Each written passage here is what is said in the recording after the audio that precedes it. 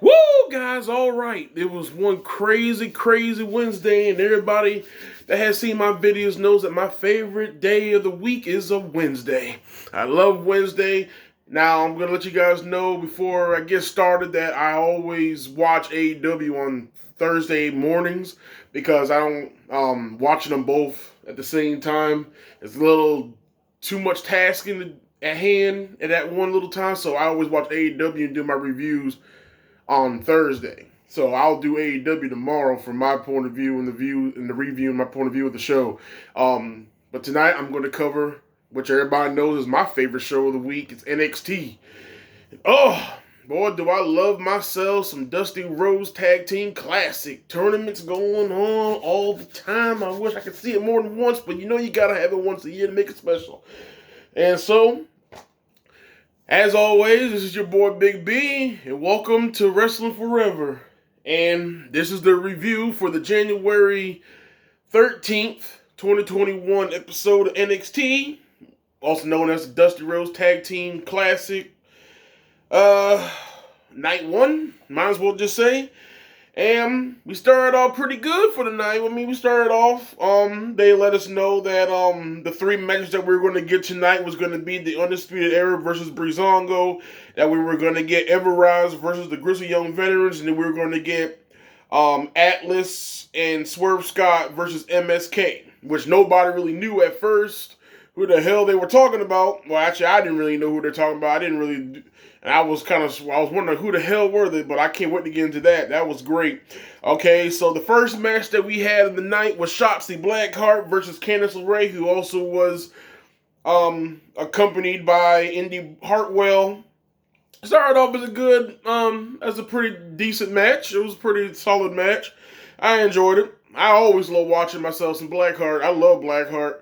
And LeRae is also a great athlete herself. I love watching her too. I'm happy. I'm really enjoying this heel run she's doing. I love it when they get to switch up and be heels and baby faces, especially in the developmental, because you get to see exactly where they stand at and where they shine the best at. And I'm really enjoying LeRae's heel run right now. And I love Blackheart's babyface momentum. Even when she loses, it still seems like she doesn't lose any hype. Seems like she still just stays right there and she just keeps going at you. I love it.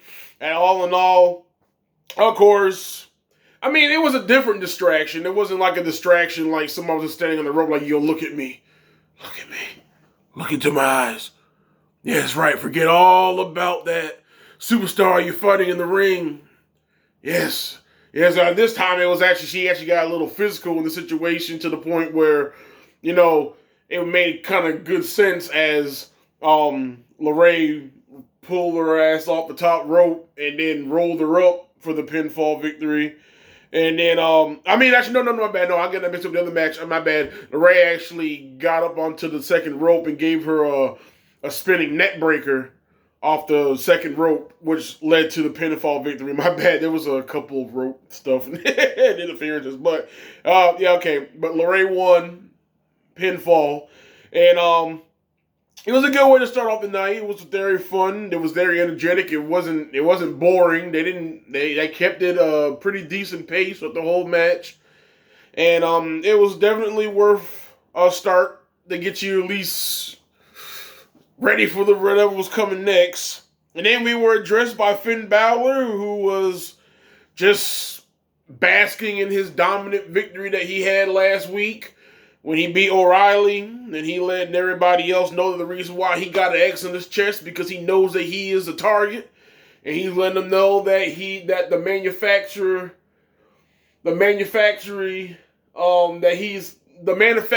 cloth that he's cut from is no longer in service. It's no longer, he's the only one left of that manufacturing cloth.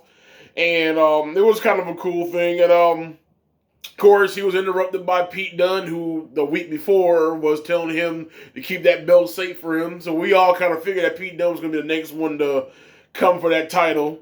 But all in all, it was very fun. And he also came out there with Birch and Lorcan, and then they ended up jumping Finn Balor. But then, of course, Finn Balor was shockingly shaved by Undisputed Era. O'Reilly came in first, and then Adam Cole and Roderick Strong came out after that. It was all fun. It was a good little intriguence, because UE is now baby faces, which I actually kind of like because come on, UE is kind of carrying the heels of NXT for the last 3 years, and they pegging them did every darn thing they could possibly do as a heel faction. And now them being the baby faces and allowing other ones to be heels gives more freedom of writing. It gives a much fresher taste because now UE is always in the predicaments that the other factions or people would be in. Now they're in it with all these new heels that are in the business, or actually have been in the business, but now they're in the I don't give a damn motivation and becoming the heels that cause all the conflict and problems, and I love it. And it was cool. And then we had a quick little fun Gargano interview where Austin Theory interrupted him, and he showed him that Loomis gave him an envelope with pictures. He wanted to show Gargano how cool they were. I think one showed Gargano in the picture where he was crying. Gargano was pissed, and then the other one, and then Austin thought, I was like, but it's cool. It looks just like you. And then also they showed another picture of Austin Theory, I think, from the week prior when he got kicked in the balls. He was on the ramp. And he was like, no. He goes, it ain't funny now, is it? He goes, no. You gotta kick his ass. That shit was funny as hell. It was a funny quick little interview. And then we ended up going into the first tag team first round match of the Dusty Cup. And it was Everrise going up against the grizzled Young Veterans, one of my absolute favorite tag teams. I love myself some James Drake and Liverpool's #1, Zach Gibson. Oh, those guys are awesome, man. I love those guys. I wish to me, they're already main event prone, and I would love to see them on the main event, because the tag team division needs all the help they can get up there. Tell me I'm wrong. Tell me I'm wrong. Shit. GYV would be perfect up there right now. Anyway, it was a solid round. Everrise finally got to have that good slugfest match. They finally got to have a pretty good all-rounds match, more than what they usually do. And they actually really got solidified in this one harder. They actually look more of a serious tag team than what they usually do. But at the end of the day, they even had a part where they showed Gibson's way of how he was in UK, how he always calmed James Drake down, because James Drake sometimes will let the smallest things get to him to the point where he get ready to just go out there and start throwing fists for no reason and get caught up in a moment. Zach Gibson had to calm him down, saying, they're just trying to get in your head, and he calmed the whole situation, and it all led down to a great solid finish, of course, with their finishing move. That devastating that finishing move, and then they end up getting the 1-2-3 on them. Everrise out of the tournament. GYV will go on to round 2, and so that was the first ones to qualify for the second round. And then after that, we got a quick little after we came from commercial. Then Gonzalez had a quick little video of she letting the whole world know that she's now the baddest bitch in the NXT division and women's division, and she's letting Io Shirai know that she's coming for her ass and she wants that championship belt. So now Io Shirai's got 2 bad women coming for her ass at the same time. Got Mercedes Martinez, who just threw her ass through a table like 2 weeks ago, and now we got Raquel Gonzalez also coming for her. So that's gonna be 2 major bouts that Io Shirai's gonna be having in the upcoming future. Can't wait to see those ones go down.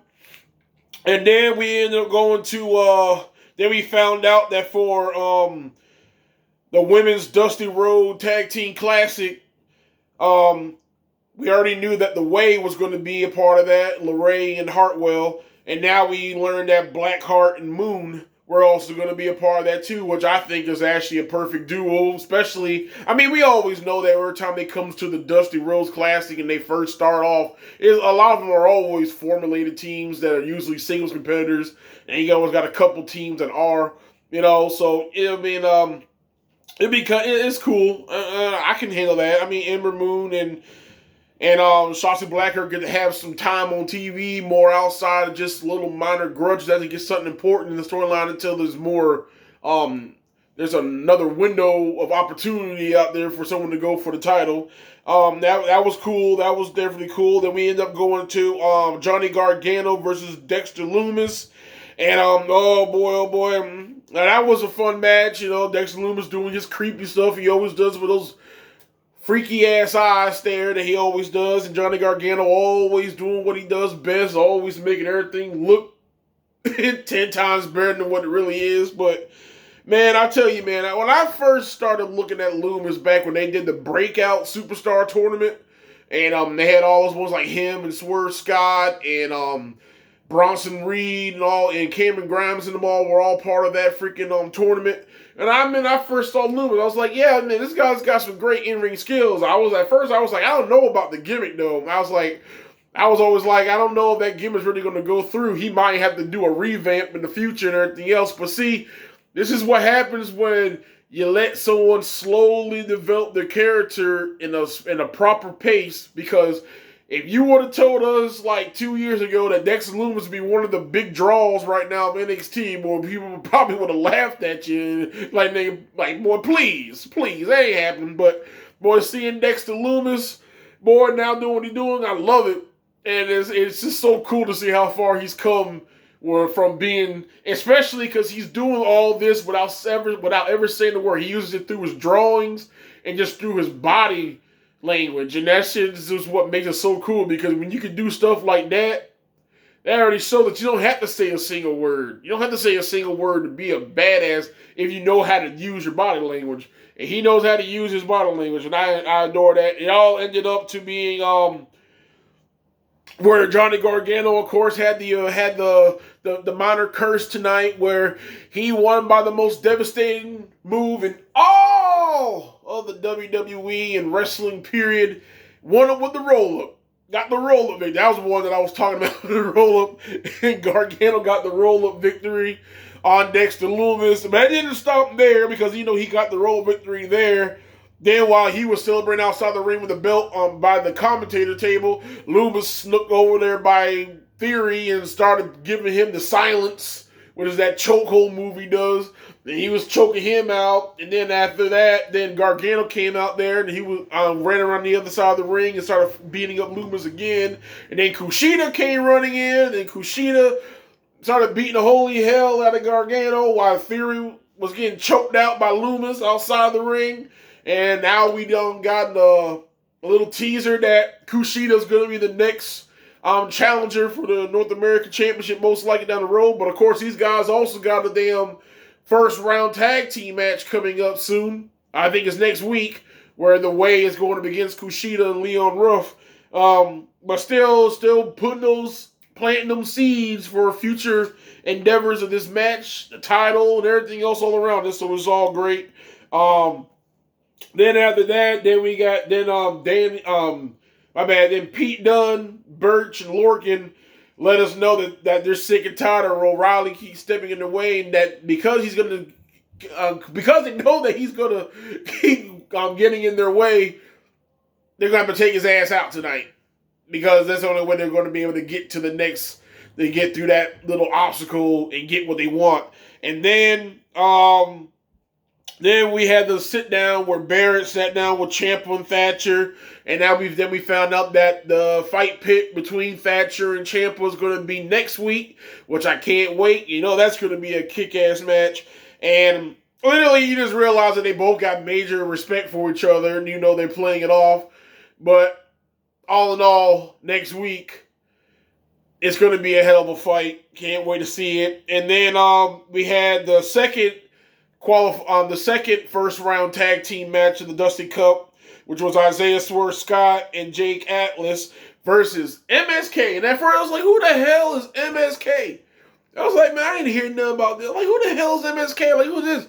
And then it comes to find out that it's my boys, the Rascals from Impact Wrestling, now going as what I think it is, Nash Carter and Wes Lee. And I was like, whoa, hell. I was like, these are the guys these are the Rascals. I said, well, that's the Rascals? And at first, because I couldn't really believe that that it was actually the Rascals, I was sitting here saying, guess myself, like, am I sure that's the Rascals? They love the Rascals. And I was like, but literally, yeah, I knew from the guy. I was like, oh my God, that's the damn Rascals. And I was like, oh man. And I knew right then and there when they came in, I was like, boy, I love myself some Isaiah Swerve Scott, and Jake Atlas is starting to rise up in my favorite, and not my favoritism, but rise up into my praise area as definitely a guy that I want to see get bigger in the business. But same time, boy, when MSK was noticed that they were the Rascals from Impact Wrestling, now I don't know if the third guy is going to be in the business too. I don't know where he's going. I don't know if he's going to another company or if he's going to be there too. This is a singles competitor. I don't know. But all I know was that we got Nash Carter and Wesley, well, the names are going by now, in NXT. And oh my God, did those guys not just give us a tag team match that everybody knows and loves from those guys? I mean, you got people in the back after they won the match. They're just sitting there clapping their hands off, happy as hell to see these guys in the WWE. And I'm like, man, this is the tag team right here. This is one of the tag teams right here that they need to push solidly. Because I'm telling you, these guys are so magnetic and so powerful. I wouldn't even be surprised within a year they're not even on NXT anymore, because that's a team right now that the main roster could totally use in their damn in one of their brands, because those guys are just awesome. I mean, imagine them against New Day or them against the Usos, or I mean even them against Cesaro and Shinsuke Nakamura if they're even still a tag team by the time. I mean, these guys are money. These guys are straight money, and I just can't wait to see what they're going to be given, what opportunities they're going to be given while they're in the business. And it's just great. That was like my happiest moment of night. That was the night. I was like, man, I can't believe we're going to get this. Then they gave us the bracket where you found out that for the whole tournament, Undisputed Era was going to go against Breezango. We're going to have Tony Nese and Arya Daivari going against Ashante Adonis and Desmond Troy. Then we're also going to have Kushida and Leon Ruff going against The Way, which is Austin Theory and Johnny Gargano. We got to have Evan Rise versus Grizzly Young Veterans, where we had just known that Grizzly Young Veterans had went to the next round. MSK, who faced Scott and Atlas, and then they beat Scott and Atlas in their one, so they're going to the next round. And then we also going to have Drake Maverick and Killian Dane going up against Kurt Stallion and August Gray, were another two great guys that I'm actually eager to see how they're going to become in the business. And then we also going to have Imperium going up against Lucha House Party, and then we're going to have Legado del Fantasma going against the Hollywood Boys. So it's pretty decent. And only ones we got going to the next round so far is Grizzly Young Veterans and MSK. And then after that, we went to Scarlett doing a quick little 30-second, about a 30 to 40-something second, little quick vignette of what their plans are for her and goddamn, Karrion Kross. I'm going to say Killian Cross, but I'm going to call him Killian. Karrion Kross. And I already told you guys, I love me some Scarlett. It doesn't matter to me if it's 20 seconds, if it's a whole damn match. I don't care, boy. Anytime Scarlett's on the video, boy, it just makes my night. Just watching that girl is awesome. Her whole damn mystique as this character Scarlett is awesome. She makes Karrion Kross's freaking character even better just being on his side. And literally what she let us know was that the end is coming for the Prince. So they're just letting us know that Karrion Kross is coming for Finn Balor's ass. He wants that title he never lost. And then, of course, we had another fun dose. Because after Scarlett, then we got Xia Li. And then we had the first in a long time, or I don't even know if it ever really happened before, but we had a quick 2-hit victory. I mean, this girl, she whooped the jobber's ass so damn fast, I don't even think they ever said the jobber's name. I couldn't even give her a name and write it down. I was like, who the hell is the girl? I said, shit, hopefully we get to see her again so we get her name. But it was like, when Xia Li, there did some quick-ass punch to the face. And then she did that crazy-ass spin kick she does. And then, It was over, and then of course that cool ass new manager of theirs that be sitting at the chair, which I truly love. I don't know why, but it's just so cool. And it was like no, go back. And she just hung the damn jobber girl up on the rope, beat the holy hell out of her some more. And while she's still standing there, she went to go leave again. Then the damn manager told her to crush the fist like she was goddamn Lana in the old school Lana for Rusev, and she was like crush her, annihilate her ass, and all of a sudden she did that running knee to the face. I was like, damn, all right. I said, shit, somebody's an Aleister Black fan. I was like, shit, but at the end of the day, I'm loving that Xia Li is getting now used as a true badass. Because, I mean, at the end of the day, you know this girl's a lethal fucking weapon. It's about time they finally get to start letting her use those weapons that you call hands and feet and knees and elbows finally in her matches proper without all too much showboating. This girl's become a damn merciless murderer. I can't wait to see what Boa going to start doing with his new moveset. All I know is that stuff was great. And then after that, then we had a quick backstage footage of Atlas and Scott beating the hell, fighting backstage over the ruckus of what happened in the match against MSK, and then Bronson Reed broke it up, and then of course Scott thought that Reed was just defending Atlas, but at the end of the day, we're kind of getting like a bait that we're going to be seeing a Bronson Reed versus Isaiah Swerve Scott match somewhere down the road, probably next week or within 2 weeks. Anyway, I mean, but it was cool to at least see Bronson Reed getting used, even though he wasn't having a match that night. And then we went to the main event, where Breezango versus Undisputed Era, Adam Cole and Roderick Strong, just in case no one doesn't really know which one it was. And then we had an all-around good fight. Just two babyface teams going toe-to-toe, doing what they do best. Man, I love both these teams, boy. These guys just know how to put on a great show. And then in between the beginning and the conclusion, they had then we got Lorcan, Birch, and Dunn. They came out and they started attacking O'Reilly. And then they were about to have Pete Dunne come for O'Reilly's jaw with a knee or something. And then Finn Balor came running out to pay a receipt since they helped him out earlier. He came to help Kyle O'Reilly out now. But at the end of the day, it didn't really go according to plan because Finn Balor ended up getting attacked. Then O'Reilly kept on getting attacked. And then it didn't really go according to plan. And it ended up with Dunn doing an assault to O'Reilly's face, to his mouth. So I guess the storyline they're going to have it where O'Reilly got a broken jaw and everything else. And they literally took him out of the picture so that they can get focused on Finn Balor. And then it was looking like they're going to do some cliche thing of Adam Cole getting distracted to the point where Breezango was going to end up winning because of what happened to O'Reilly. But I'm happy that they switched it up because then it just ended off with him trying to do him switching when they were trying to do something to him. He switched it into trying to do the Pamela Sunrise. And then it got reversed, and then he tried to go to the top, and then I think it was Fandango that went to the top.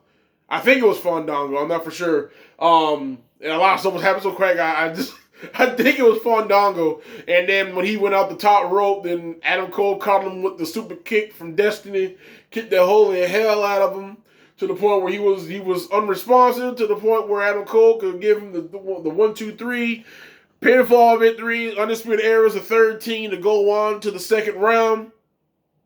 So right now we got Undisputed Era. We have Undisputed Era, Grizzly Young Veterans, and MSK. Literally all the syllables, all the initials. My bad, I said syllable. All the initials of the teams right now are all gone over. We need one more team to go into the second round.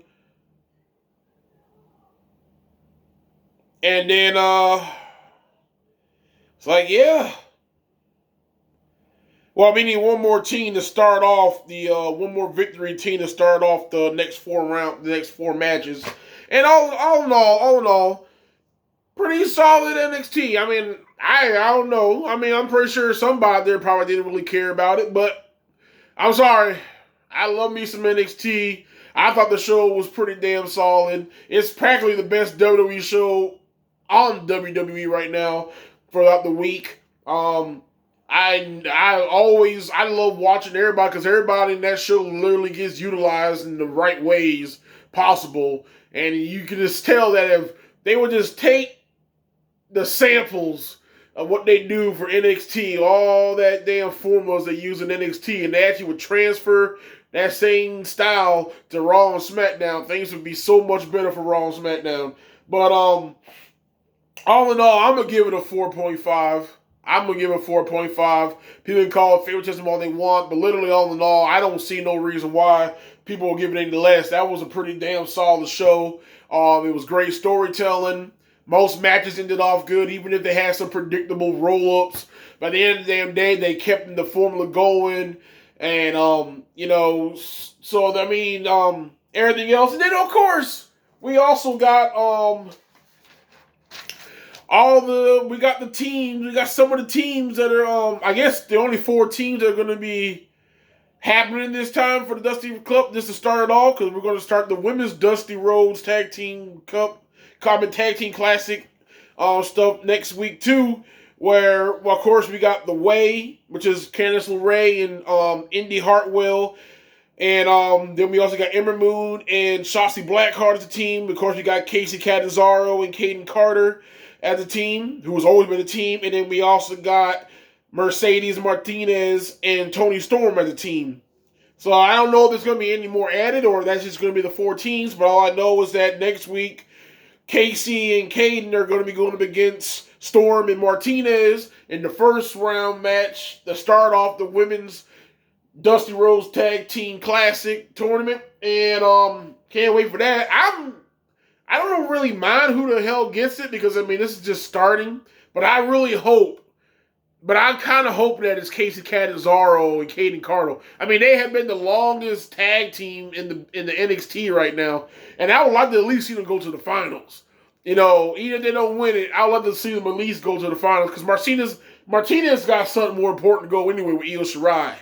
So I just hope that KC and Caden, even if they have where Io comes in and does the disruption to Martinez to get a little bit of a payback, I don't care. As long as KC and Caden get to the finals, I'm all for it. But anyway, outside of that, all in all, I truly enjoyed the show. I hope you guys enjoyed the show. Tell me what you guys thought about the entire event. Tell me if you guys really like the first 3 teams that are going into the second round. Let me know who you also want to go to the second round. Just leave comments down, baby. I just want to get some comments. I want to get this discussion going. I love what I'm seeing right now, and I can't wait to see what goes down. And then also, as always, if you like what you hear, hit a thumbs up. You haven't subscribed, join the family, baby. And hit that bell for future notifications of videos like this. And most of all, as always, wrestlers forever, be safe, and one love.